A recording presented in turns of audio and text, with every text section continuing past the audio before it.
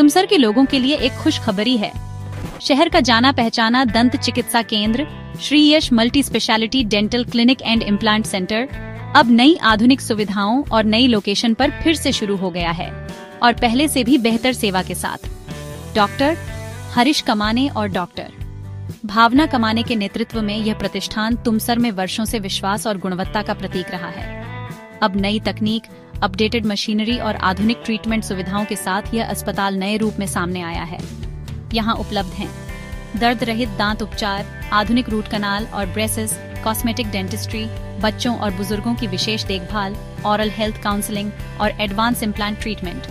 Doctor कमाने कहते हैं, पुराने अनुभव और नए संसाधनों का मिलाजुला प्रयास अब आपके ऑरल हेल्थ को एक नया आयाम देगा। यह सिर्फ क्लिनिक नहीं, आपके विश्वास की नई शुरुआत है। नया पता साईं बाबा कॉम्प्लेक्स, नए बस स्टॉप के सामने, साईं बाबा होटल के बगल में तुमसर। समय सुबह 11 से शाम 4 तक और शाम 6 से रात 8 तक। रविवार बंद। संपर्क 7263821280 और 7218805459। श्री यश डेंटल क्लिनिक अब नई जगह पर नई शुरुआत के साथ। वी क्रिएट ब्यूटिफुल स्माइल्स, आज भी कल भी। नमस्कार, माझं नाव डॉक्टर हरीश कमाने आहे। मी दंतरोग चिकित्सक मागील 8 वर्षापासून तुमसरमध्ये कार्यरत आहे। मी असं नवीन अत्याधुनिक सुविधा घेऊन मी आपलं स्वतःचं एक सेटअप स्टार्ट केलेलं आहे आम्ही। माझा अगोदर सेटअप दुसऱ्या जुन्या जागेवर होता। आता अत्याधुनिक सेटअप आम्ही नवीन तंत्रज्ञानाच्या सहाय्याने आम्ही साईड वॉर्डच्या बाजूला नवीन बसस्टॉप समोर आम्ही इथे शिफ्ट केलेलं आहे। हरीश सर, आपण मला सांगा, दंतरोगाच्या बाबतीत जर बोलायला गेलं तर दंतरोग म्हणजे कोणकोणत्या प्रकारचे दंतरोग असतात, नेमके काय प्रकार आहे? दंतरोग म्हणजे सगळ्यात अगोदर लोकांना असं आहे की दाताला कीड लागली काय असं अर्थ म्हणजे दंतरोग चालू झालं, दातांना कीड लागली, सेन्सेशन चालू झालं, थंड पाणी पिता येत नाही आपल्याला, किंवा काही आईस्क्रीम खाल्लं किंवा चहा पिताना पण लोकांना त्रास होतोय, तर हे स्टार्ट एक रोग म्हणून आपण एक त्याला कन्सिडर करतो आपण। ठीक आहे, त्याच्यात कसं आहे की जेवताना काय आतनं किंवा काही आपण खाताना मेन म्हणजे गोड खाताना दातामध्ये काय अडकलं तर दातांना कीड लागायला चालू होतं आणि ती कीड स्टार्टिंगला आपल्याला त्रास देत नाही, पण तिथं सिम्पटम्स म्हणजे त्याच्यामध्ये अन्न अडकणे, आपण काय करतो पेन किलर खातो, अन्न अडकलं की काही त्रास वाटत नाही, काळजी करून काढून टाकतो, पण त्याच्याने काय होतं की हळू वाढत जातं। आणि जर आपण सुरुवातीला आपण डेंटिस्ट कडे दाखवलं नाही, कीड लागलेली आपण ते इग्नोर केलं तर ती कीड वाढून नस पर्यंत जाते आणि नस पर्यंत गेल्यामुळे त्याला आपल्याला करायची व्यवस्था पडतो। जर आपण 6 महिने अगोदर डेंटिस्टचे विजिट घेतलं तर आपल्याला रूट कॅनलची गरज पडत नाही, आपल्याला मामूली ती कीड साफ करून आपण त्याच्यामध्ये दातांच्या कलरचं फिलिंग करू शकतो। बरं, आपण आताच बोलता बोलले की 6 महिने अगोदर लोकांमध्ये अवेअरनेस नाही की दाताची ओरल चेकिंग हे प्रत्येक 6 महिन्यांनी करून घ्यावी, हे कितपत म्हणजे गरजेचं आहे, काय सांगणार? आयडियली आपल्याला पुस्तकी लिहिण्याप्रमाणे dental visit every 10 to 12 months म्हणजे एक 10 ते 12 महिने वर्षभरात आपल्याला एक नियमित चेकअप आपल्याला करणे गरजेचं आहे। पण आपण काय करतो, आपल्याला जेव्हा काही त्रास वाटला तेव्हाच आपण डेंटिस्ट विजिट करतो, पण आयडियली लोक ते पण इग्नोर करतात। जोपर्यंत काही स्वेलिंग येत नाही किंवा इंटेन्स पेन होत नाही तोपर्यंत डेंटिस्ट कडे लोक दाखवतात। त्याच्याने काय होतं की ट्रीटमेंट कॉस्ट जे आधी 500 रुपयात व्हायला पाहिजे त्याला आपल्याला 500 रुपये लागतात, जस्ट बिकॉज ऑफ इग्नोरन्स। कीड लागली म्हणजे रूट कॅनल करावंच लागतं असं नाही, असं नसतं। कीड लागली म्हणजे त्याचं कसं आहे की लहान मुलं आहेत, लहान मुलांचं आधी 3 ते 4 वर्षाच्या मुलापासून कीड लागणं चालू झालं तर आपण ती लागायला नाही पाहिजे, पण पीटॅक फिशर सिलेंट पण एक असतो, ते आपल्या पॅरेंट्सला पण अवेअर नाही आहे, किंवा आजकाल लहान मुलांचे कीड न लागल्या पाहिजे मग आपण पेस्ट भेटतात पिडोडेंट किंवा काही पण असं पेस्ट राहत, त्याच्याने काय होतं मुलांना कीड लागत नाही।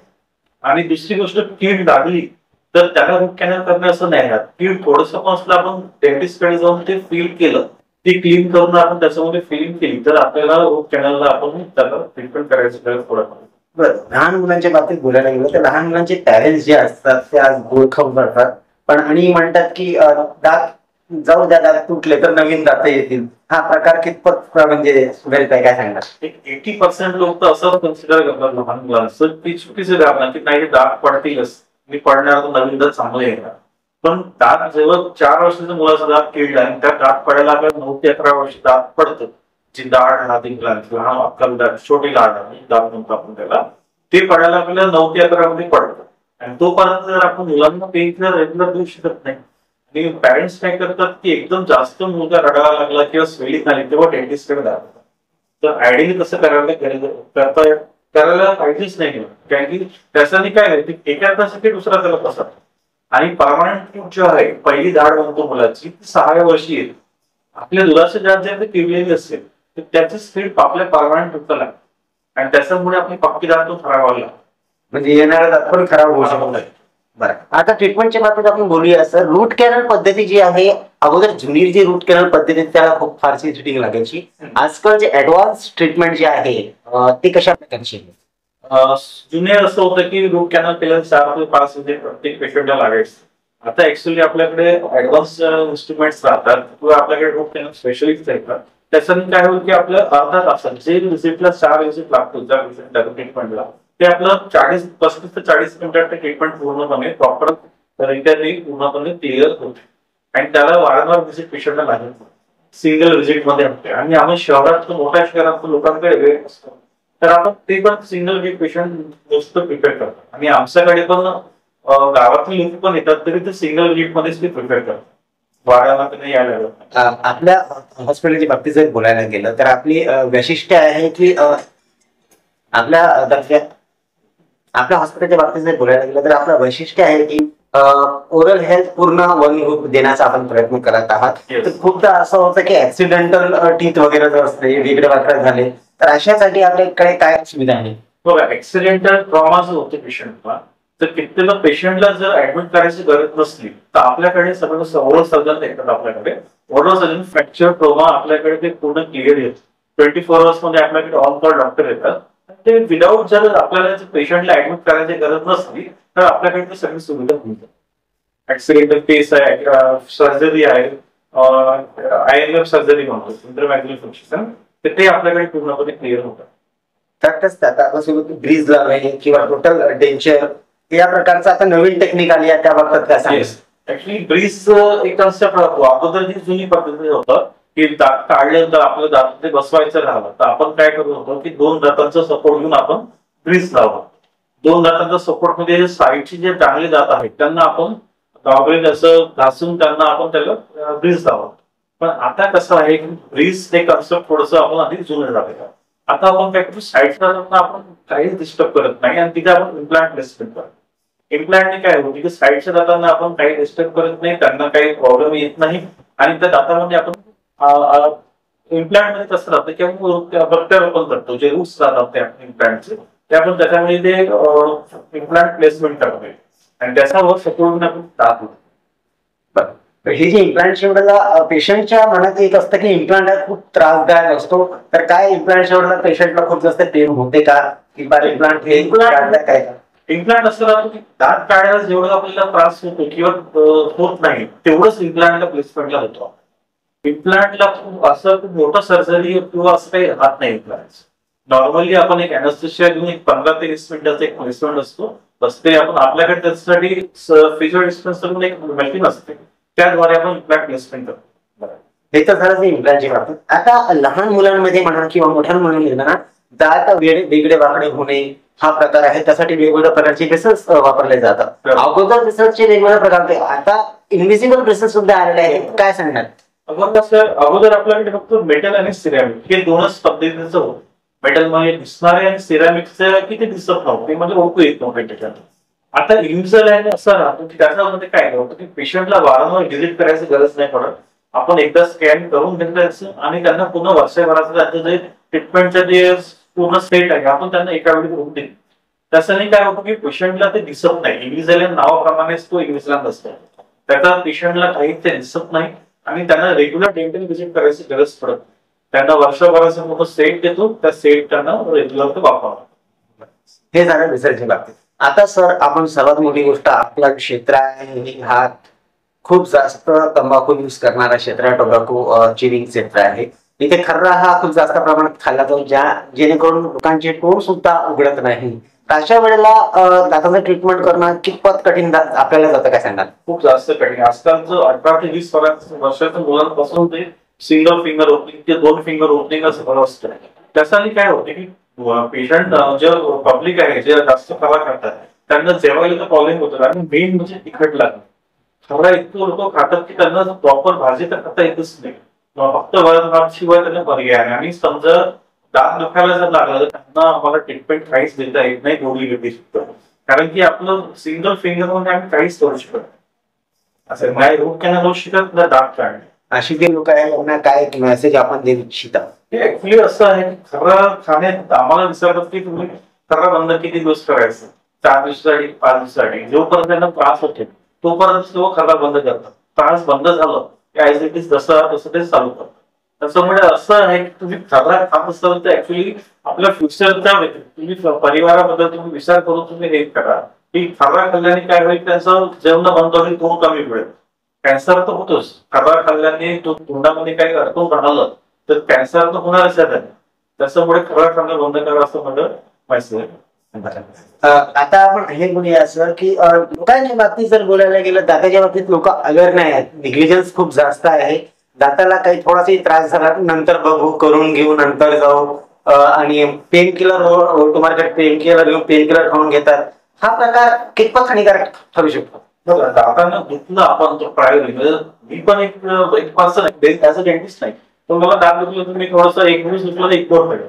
पण ते रेग्युलरली असं असलं तर आपण नॉर्मली डेंटिस्ट नाही गेल्याने काय होईल की जे ट्रीटमेंट तुमचं ते तुम्हाला अगोदर सांगितलं मी की नॉर्मल मेडिकेशनने किंवा माउथवॉशने जर काम होणार असेल, अन्न अडकल्यामुळे समजा दात दुखलं तर ती काय आपण माउथवॉश केलं किंवा नॉर्मल ते क्लीन केलं तेवढं त्रास बंद होऊन जाईल.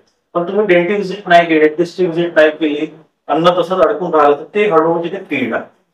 तर जे सिंगल ओनली मेडिकेशन जे ओपन काम होणार असतो ते तुमच्या प्रोसिजर मध्ये कन्वर्ट होतं. हा झाला मेडिकल शब्द. आता काही बुवाबाजी लोक असे आलेले आहेत जे दाताचा किडा कानातून काढण्याचा प्रयत्न करतात, असं शक्य आहे का? नाही, एकदम 100% चुकीची धारणा आहे. असं कधीच होत. नॉर्मली आम्हाला असं येतात, भरपूर असं येतात की काही गावाकडचे लोक कानातून आणि येतात, मी किडा काढलं तरी मला आराम नाही झाला, 2 दिवस चांगलं वाटलं आणि नंतर झालं. तर हे चुकीची धारणा आहे, असं कधी होत नाही.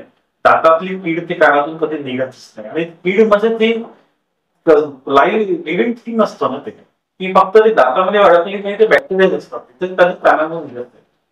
म्हणजे हे जे चॅनलच्या माध्यमातून आपल्याला जे लोक बघत आहेत त्यांना जागतिक स्तरावर काय एक मेसेज आपण ओरल हेल्थ या संदर्भात देऊ इच्छिता?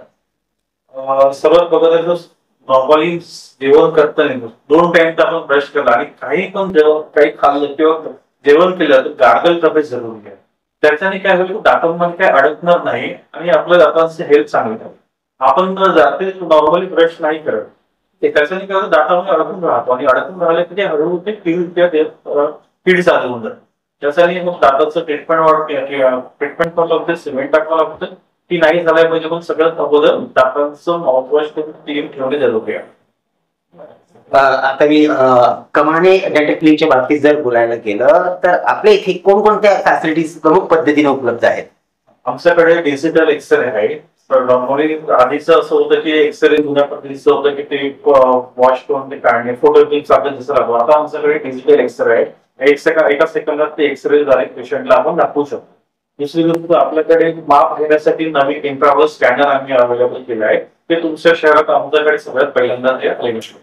दुसरी गोष्ट, आपल्याकडे इम्प्लांट पासून लहान मुलांचे डॉक्टर पासून ते इम्प्लांट पर्यंत सर्जन आमच्याकडे अवेलेबल ऑन कॉल प्रत्येक डॉक्टर अवेलेबल आहेत. आमच्याकडे सुसज्ज स्टाफ आहे, नर्सिंग स्टाफ खूप चांगले आहेत आणि प्रत्येक रोगाचे ट्रीटमेंट आमच्याकडे अवेलेबल आहे.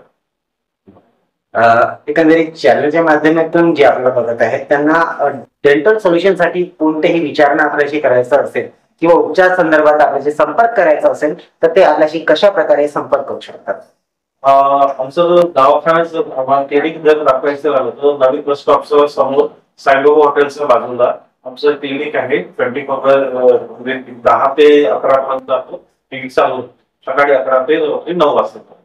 दुसरी गोष्ट, आमचं ते संपर्क क्रमांक आहे 7188080459. या संपर्कात काही प्रॉब्लेम असेल तर तुम्ही दाताच्या बाबतीत, दाताची निगा राखण्याच्या बाबतीत आपण आम्हाला माहिती दिली, आपला वेळ दिला, त्याबद्दल आपलं खूप खूप धन्यवाद. थँक्यू. धन्यवाद.